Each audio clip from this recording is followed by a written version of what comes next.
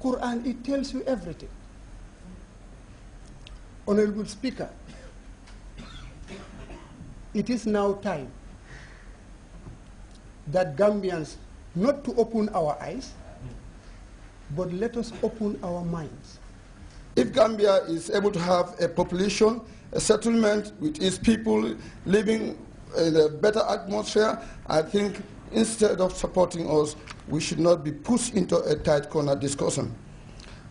Given a time frame, Gambia should be left on her own to discuss this within ourselves, like referendum was done and the like.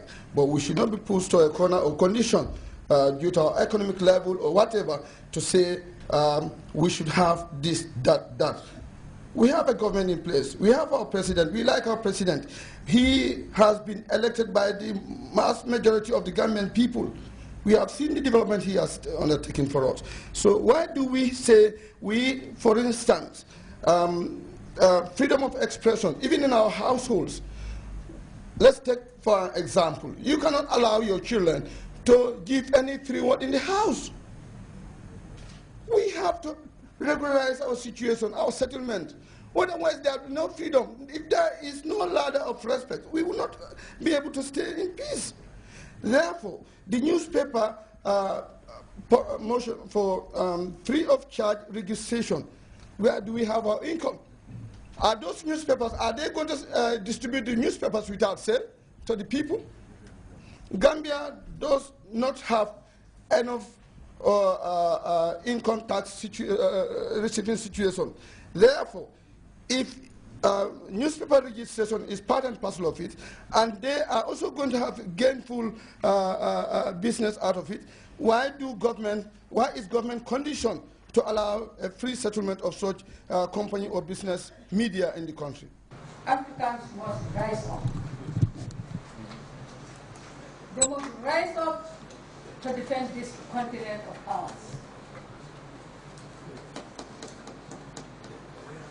The Gambians have risen. You know, I once said it here that we have elected a professor of professors for peace.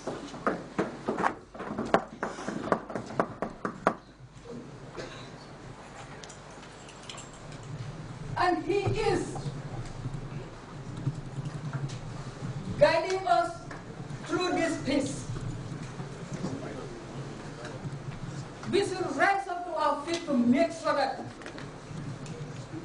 we are in solidarity with him for this peace to be everlasting in this country. Honorable Speaker, because of our black color, we are always thrown into situations of confusion after confusion.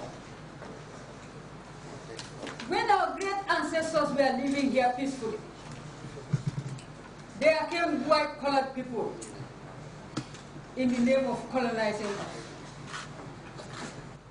After the world independence came, now they ask us to claim for independence. We claim for our independence. There is sovereignty. Again, they are coming back to tell us that, and even before that, they should tell us, organize referendums and you have a constitution to guide yourself. We have done that. Again, they are coming to throw us into another confusion that will not be lost, that the Gambian people have gone through the referendum to put in place should be revoked. Where are we moving to? No, this is very serious. If any Gambian at all is a partner to this, you are very ungrateful, and the women of this country will never forgive you for life.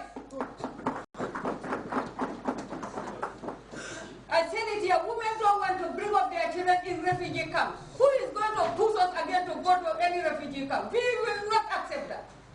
We are in total solidarity with the president and in total solidarity with the people who conducted the march.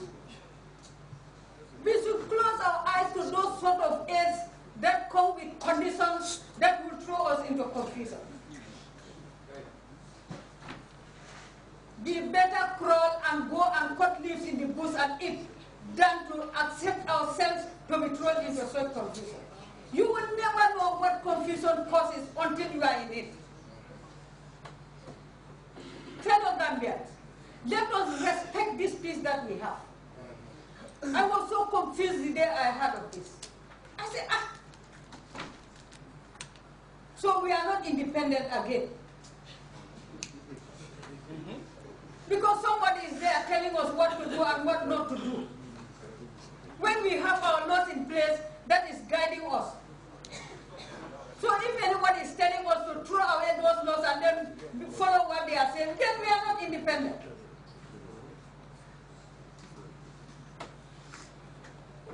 If anybody is jubilated that EU will sanction us, it will be on your head. You are here with your families, your relations. The sanction will fall on your head too. As good Muslims and Christians, we should always be praying for good for our country. Mr. Speaker, we should differentiate between political journalism and professional journalism. People should not hide behind journalists to castigate others in the name of freedom of speech. Have the laws governing us. And every journalist, every media practitioner is governed by this law. Do we want to throw ourselves into a lawlessness state? We cannot afford to be in that kind of situation.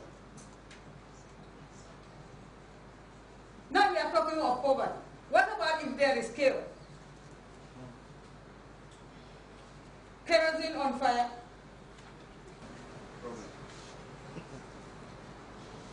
Honorable Speaker, let us be truthful Gambians. Let us be truthful Gambians. And let us make sure that we rally behind this professor to take this Gambia to the higher heights. Honorable Speaker, EU and the Gambia, as the minority leader has rightly stated, they are long-term partnership in development. It doesn't mean will use a function or a force onto the Gambia people or Gambian population that they don't like.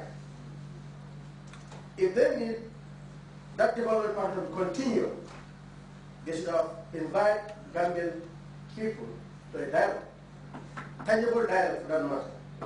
But they cannot just come and draw a curtain, say, you do this or I do this. This means if you don't dance to this tune, the benefit or development that I've given to you, I'm going to seize it. No, it should not be like that. And I'm calling all Gambians here and outside. Peace and development is a function or it's responsibility to all Gambians here and outside. All hands should come on deck when they are talking of peace and development. These two are very key in the human life. Gambians here and outside should know this country, the Gambia, is an independent state. So the peace and tranquility that is in this country should be supported by all Gambians, whether here or outside. Dialogue, we all know, His Excellency the President is a man who believes in dialogue. So if EU wants their Article 8 to be considered by the Gambians, let them go, let them invite us to a dialogue. Let them go sit and discuss the matter or the issue, as they mentioned in their article. So it's not in this way to say, do this or I in this time frame, this will happen. No. Freedom of speech or freedom of press in this country, well, as the Minister of Presidential Affairs rightly stated here, we have Gambians graduating from senior school and you see them right in the journalism field. Yeah, I was one time a freelance journalist. Immediately from the school, I was